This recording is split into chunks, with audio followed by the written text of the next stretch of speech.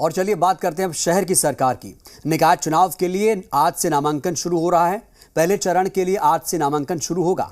बिहार में 2 चरणों में वोटिंग होगी। आपको याद दिला दें कि पहले चरण में 156 नगर पालिका में 10 अक्टूबर को वोटिंग होगी। मतगणना 12 अक्टूबर को होगी। दूसरे चरण के लिए 20 अक्टूबर को वोट डाले जाएंगे। काउंटिंग 22 अक्टूबर को होगी। वोटिंग सुबह 7 से शाम 5 बजे तक अमूमन होती है। राज्य निर्वाचन आयुक्त दीपक प्रसाद ने बताया कि इन 2 चरणों में 224 नगर पालिकाओं का चुनाव होना है। इनमें 17 नगर निगम, 70 नगर परिषद और 137 नगर पंचायत शामिल हैं। इसमें कुल 1,14,52,759 मतदाता हैं। उन्होंने बताया कि नोटिफिकेशन के साथ ही राज्य के शहरी क्षेत्रों में आचार संहिता लागू हो चुकी है। इसके साथ ही पटना, बक्सर, नालंदा, गोपालगंज, मुजफ्फरपुर, पश्चिमी चंपारण, शिवहर, दरभंगा, मधुबनी, मुंगेर, लखीसराय, जमुई, सहरसा और किशनगंज के 22 नगर पालिकाओं में 3 चरण में चुनाव कराए जाएंगे। इसकी अधिसूचना अलग से जारी की जाएगी। दीपक कुमार ने कहा कि छठ के बाद यहां चुनाव संभव है, जबकि 13 नगर पालिकाओं का चुनाव अगले साल कराया जाएगा। राज्य में नगर पालिकाओं की संख्या 142 से बढ़कर 261 हो चुकी है। इनमें 19 नगर निगम, 88 नगर परिषद और 154 नगर पंचायत शामिल हैं। नगर निकाय चुनाव के तहत वार्ड पार्षद, उप मुख्य पार्षद या उप मेयर और मुख्य पार्षद या मेयर पद के लिए मतदान कराया जाएगा।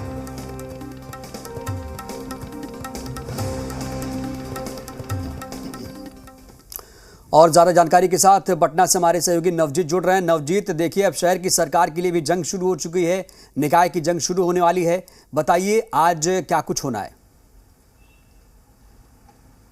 देखिए, आज जो पहले चरण का जो मतदान होना है 10 अक्टूबर को, उसको लेकर के आज नोटिफिकेशन जारी होगा। चूँकि जब ऑफिस कार्यालय खुलते हैं उसके बाद से नोटिफिकेशन जारी होते ही पहले चरण के लिए जो कल नामांकन है, यानी जो उम्मीदवार हैं वो अपना नामांकन करवाएंगे। अगले 1 सप्ताह तक नामांकन चलेगा। उसके बाद जो नामांकन पत्र होते हैं उसकी जांच होगा। फिर कोई चाहते हैं कि मतदान से बाहर जाने के लिए तो नाम वापस ले सकते हैं। तो लिहाजा आज से जो शहरी क्षेत्रों के लिए सरकार चुने जाते हैं उसका एक कह लीजिए कि गहमा-गहमी बढ़ने वाली है। सबसे खास बात इस बार है कि राज्य निर्वाचन आयोग पहली बार नगर कह लीजिए कि एक तरीके से कि सारे के सारे जो पोस्ट हैं, 3 पोस्ट हैं, तीनों के तीनों पोस्टों पर सीधा का सीधा जो वोटिंग है वो बैलेट के जगह पर कह लीजिए कि बैलेट कह लीजिए ईवीएम से करवाने की कवायद है, जिसका परिणाम भी जल्द आ जाएगा। मतदान के बाद मतगणना है जो 2 दिन बाद किया जाएगा। मेयर हो, डिप्टी मेयर हो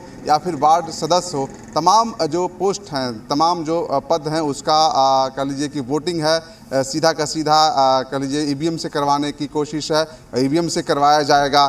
दो ईवीएम है वो हर जगह पे लगाए जाएंगे। तो काफ़ी कह लीजिए कि पंचायत चुनाव में देखा गया था कि जो परिणाम थे, जो बहुत ज़्यादा कह लीजिए आरोप लगते थे कि मुझे हरा दिया गया, 2 वोट से गिरा दिया गया। तो ये जो तमाम चीज़ें हैं उस पर एक तो सवाल है वो काफ़ी कम खड़े हुए थे, काफ़ी कम शिकायतें आई थी। लिहाजा जो नगर निकाय का जो चुनाव है उसमें भी ईवीएम का प्रयोग किया जा रहा है। दूसरी सबसे अहम बात है इस बार का जो पहले के लिए जो नगर पालिका चुनाव होते थे और इस बार जो हो रहे हैं, सबसे अहम है कि मेयर जो चुनते थे, चुने हुए प्रतिनिधि ही सिलेक्ट करते थे। लेकिन पहली बार देखा जाएगा कि मेयर के लिए जो सीधा का सीधा जो वोटर हैं, शहरी वोटर हैं, वो वोट कास्ट करेंगे। अपने मेयर जो भी मेयर होंगे उनको सीधा का सीधा वो सिलेक्ट करेंगे। ऐसा नहीं है कि उनके जो चुने हुए प्रतिनिधि हैं, निर्वाचित प्रतिनिधि हैं, वो करेंगे। तो सबसे बड़ा जो कह लीजिए परिवर्तन है। नवजीत, आप जो बता रहे हैं, नवजीत आप जो ये मेयर के चुनाव की बात कर रहे हैं कि क्या इस बार प्रत्यक्ष मेयर चुना जाएगा, प्रत्यक्ष चुनाव के प्रणाली के आधार पर? पहले अप्रत्यक्ष था क्या? जी बिल्कुल। देखिए, पहले था कि जो वार्ड सदस्य चुनकर जाते थे वो अब एक कैंडिडेट को बनाते थे कि वो मेयर बनेंगे। लेकिन इस बार सीधे के सीधे इन्वॉल्वमेंट है वो वोटरों का होगा।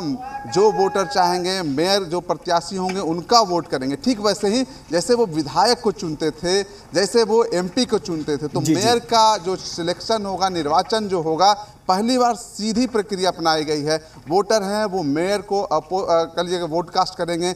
डिप्टी मेयर को करेंगे, साथ साथ जो वार्ड सदस्य हैं उसको तो करेंगे। नगर परिषद की बात कीजिएगा तो जो मुख्य पार्षद होते हैं उनका वो सिलेक्शन करेंगे। वहाँ भी वही व्यवस्था थी, अप्रत्यक्ष रूप से चुनाव होते थे पहले, लेकिन सीधा इस बार है वो प्रत्यक्ष रूप से चुनाव करेंगे।